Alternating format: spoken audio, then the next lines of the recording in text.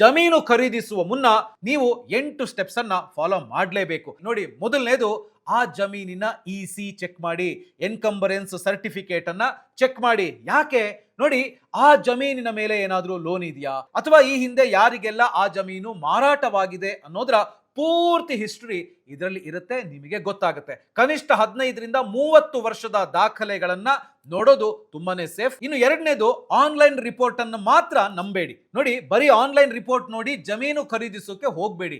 ನೇರವಾಗಿ sub registrar ಕಚೇರಿಗೆ ಹೋಗಿ ಸರ್ವೆ ನಂಬರ್ ಅಥವಾ ಖಾತಾ ನಂಬರ್ ಅನ್ನು ನೀಡಿ ಮಾಲೀಕರು ಯಾರು ಅಂತ ಹೇಳಿ ಖಚಿತಪಡಿಸ್ಕೊಳ್ಳೋದು ತುಂಬಾನೇ ಇಂಪಾರ್ಟೆಂಟ್. ಇನ್ನು ಮೂರನೇದು, ಜಮೀನು ಮಾರುವವರು ನಿಜವಾದ ಮಾಲೀಕರೇ ಅಥವಾ ನಕಲಿ ವ್ಯಕ್ತಿಯೇ ಅಂತ ಹೇಳುವಂಥದ್ದನ್ನ ಚೆಕ್ ಮಾಡಿ.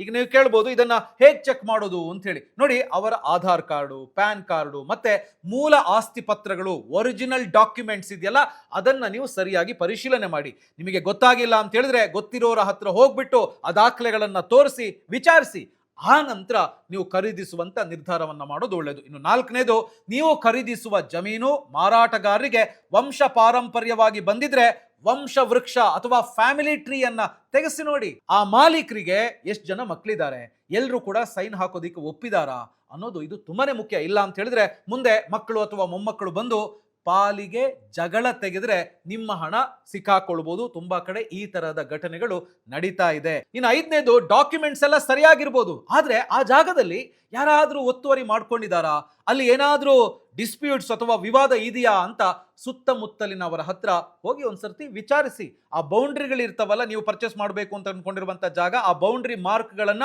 ಸರಿಯಾಗಿ ನೋಡಿ, ವೆರಿಫೈ ಮಾಡಿ. ಹಾಗೆಯೇ ಆರನೇದು, ನೀವು ಮತ್ತೊಂದು ಮುಖ್ಯ ವಿಷಯವನ್ನ ಇಲ್ಲಿ ಗಮನಿಸಬೇಕು, ಅದೇನೆ ಖರಾಬು ಜಮೀನು. 1 ಎಕರೆಯಲ್ಲಿ ಕೆಲವು ಗುಂಟೆ ಹಳ್ಳಕ್ಕೋ ಅಥವಾ ದಾರಿಗೋ ಮೀಸಲಾಗಿರ್ಬೋದು, ಅದಕ್ಕೆ ನೀವು ಹಣವನ್ನ ಕೊಡಬೇಕಾಗಿಲ್ಲ.